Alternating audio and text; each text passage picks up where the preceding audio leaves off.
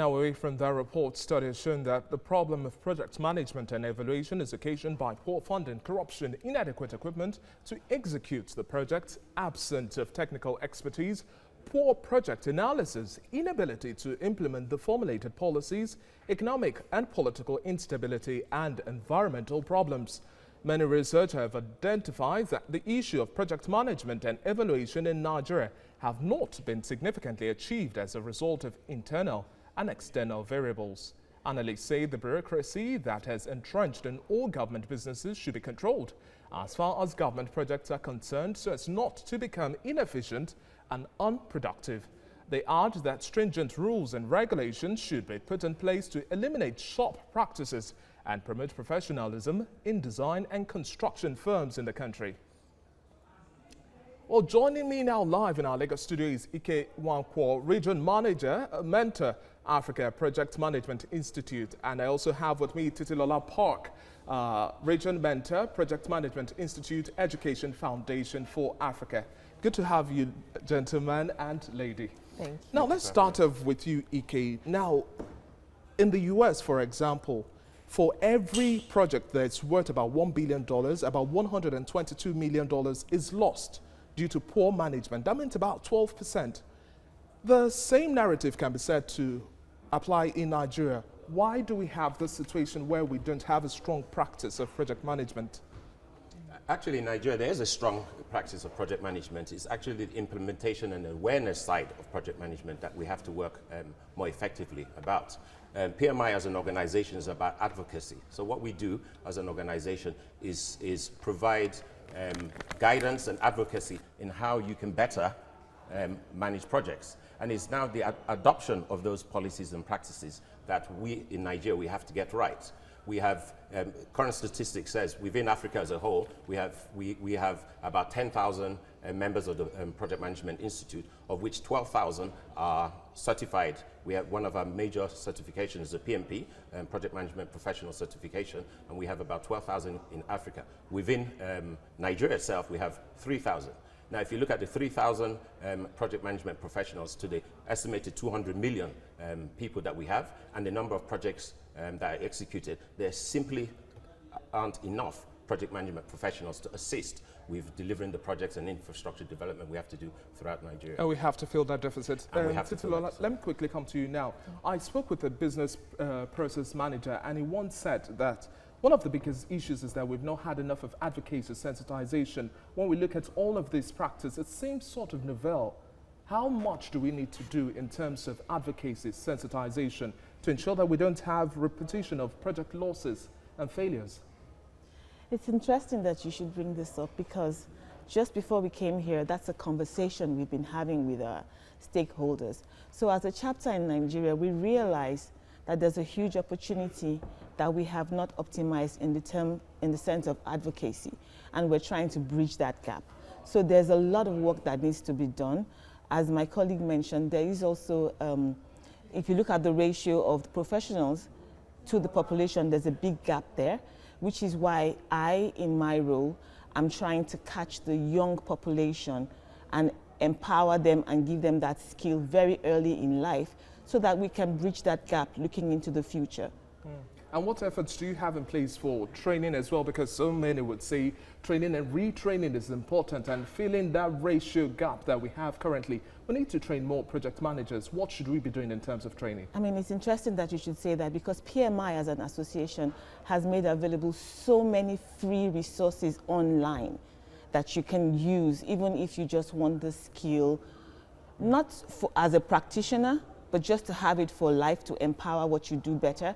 And even if you do want to certify, we have about 10 certification tracks that you can choose, from the very easy ones to the more complex ones. So we do have all those. We have ongoing research improving on our product offerings, which is to give you the skills and the accreditations to validate those skills so that you can operate effectively. So a lot is being done then. And also in the education foundation space, we actually offer this training for free to non-profits, so that they can in turn train their stakeholders for free. So a lot is being done in terms of bridging the gap in terms of the skills area by PMI and PMIEF. But much more is expected as well. Ike, let me come to you now. When we are talking about how integral research is, no doubt we can't even, it shouldn't be a question in the first place, but how much of research do you expect, be it in manufacturing, be it in whatever scope, you name it, ICT, how much of research should we be doing in Nigeria to ensure that we have a stronger presence or practice of project management in the country? Well, there's an element of that, and it's a very good question there. There's an element of that is that currently there's no data about successful and unsuccessful projects in Nigeria. What we hear is the other side about projects have failed, abandoned, etc. But we need to collect all that data and start understanding. It's not being done now. So how do we collect the data? How do you understand why the projects have failed or abandoned? How do we understand? How do we get information that says were there professional project managers assigned to the project that made it failed? How much information can we get? And we're starting that process, as my colleague has said, by trying to engage with organizations that actually have done projects. So we're looking for the good and the bad, lessons learned, because Nigeria and Africa is peculiar. Some of the international standards have to be adapted to fit the environment in which... Contextually. So that's what we're trying to do. As we said, we're moving into a different area. PMI now has a renewed focus on Africa and a specific focus on Nigeria as a major nation. And we're looking, how do we get the research, the data and everything, so that we can help organizations improve and be better. I'd like to tackle you on your earlier stance now, talking about the penetration or how much of the practice we are having in Nigeria. Some would argue that we have two practices within the private sector. Project management seems to be sort of different from what goes on in the public sector. Why do we have this difference? Well, in the basic level, project management is the same. It's about getting from A to B. It's about delivering. So if we take that as a basic standard, now within government organizations, there are specific processes and sign-offs and specific gate points that they have to do to meet that process, which makes it a bit bureaucratic, as it said. While in private organizations, they're more agile. So you've come across the terms like agile project management, where they're able to adapt and change and redefine their plans and their progress as the environment is changing. In government, there's sign-off points and there's specific checkpoints that have to be done. But a good project manager, a professional project manager, will adapt the processes and tools that e.g. PMI provides in order to get from A to B to suit the specific environment. In project management, every project is unique. That's one of the specific definitions of project management. It is unique. A good project manager will look at that particular environment, that particular organization, that particular project, and adapt and use the right tools to do the right job. A good example that's always said is that if you have a nail, you can use a hammer, or you could use a machete, or you can get a bulldozer to put that nail into a piece of wood. A good project manager knows exactly what type of tool to use to get that nail into the piece of wood. And Tisilola, from what Ike has said, now we have to have round holes and round pegs and round holes. How do we now tailor trainings for our project managers to be able to deal specifically with the contextual nature of Nigerian organizations or projects? Okay, so as we said, what we offer is a framework, and the skill to know just how much of that to leverage has to come with experience.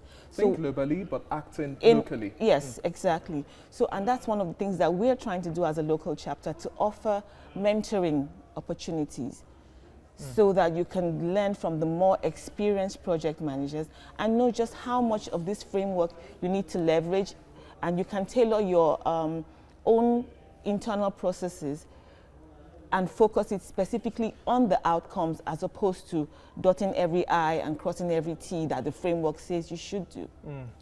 Okay, now a 2016 survey showed that 44% of project managers do not use project management software, even though PricewaterhouseCoopers concluded that using PM software increases performance. What's the picture here in Nigeria? So when we say project management software, it's a very tricky thing, because it's a tool. It's one method of getting a project done amongst the many different tools that exist. So, and there are various tools. To facilitate. Yeah, to facilitate. And then the individual knows what tool is appropriate. Some people have good memory, so they can remember all tasks. They don't have to use specific tools.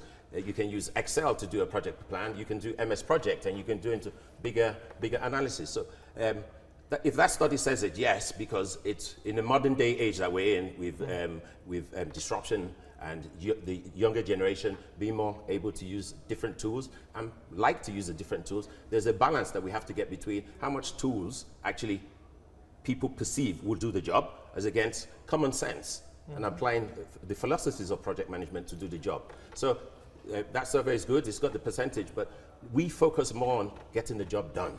Okay, and then using the right tools to get the job done, and then the personal experience, as my colleague has said, of the individual who's trying to get that job done. Now, if he chooses he can still get the job done using a specific tool or not using a tool, then his experience and knowledge in that area is what drives it, because it's the end result, the business value that we're trying to achieve for the organization. But don't you think that also replicating, because from this survey now, this is what happens abroad, and we are still sort of replicating, how crucial is it now for us to have local data this time around, and what should be the way to go in achieving this aim?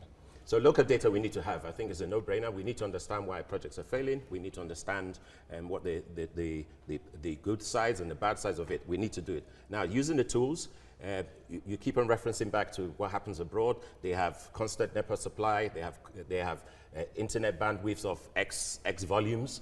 Here we don't have as much. So sometimes, even though the tools are good, it's not appropriate for our environment. So what we try to do as a chapter summit, how do we localize some of the things that works within our environment? On a bigger scale now, I'm asking this question because beyond PMI now, how are we supposed to create a roadmap, chart a new course for the private sector at organizational level and for government as well, so that they could cue in on all of this?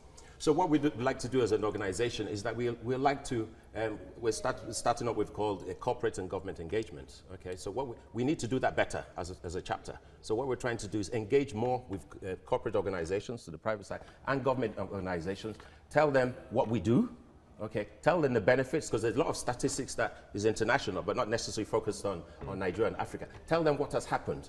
Give them the good stories, the advantages of using our tools, the advantages of using project management professionals within the projects. So hopefully we'll get to a point that any contract or government contract or government project that is issued, there is a professional there.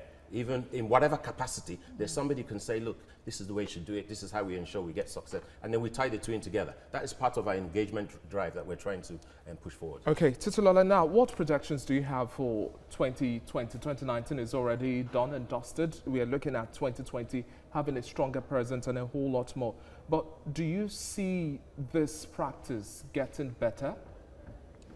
Absolutely. I mean, we are talking about how the entire economy of the world is being run in a projectized manner. So there's no way the practice is not going to get stronger, it's not going to get better. We have a culture of making the same mistakes and then we give excuses. Yes. So, and I think even in that getting better, we also have to take ownership or responsibility for recruiting the right people, because now it's a buzzword, project management. Everybody claims to be a project manager, but not everybody is. And even this certification, sometimes you find out that some are not quite what they claim to be. So the onus is on employers of labor to do their due diligence, to see that they do weed the chaff out and get the real people who have verifiable credentials and experience and qualifications to get the job done. So it's a two-way thing. In as much as we have made provision for all this body of knowledge that people can leverage, also employers need to own it and take that responsibility of getting the right people. You have to take the pains to put the right people in you talked about the round pegs in round holes, and that's the kind of thing that has to happen. Okay, thank you very much. It's been a pleasure speaking with you, Titulola Park, as well as Ike Wankwo. And definitely the conversation would continue some other time. We'll have you back in our Lagos studio. Thank you very much for your time. Thank you so much. Thank you very much. And it's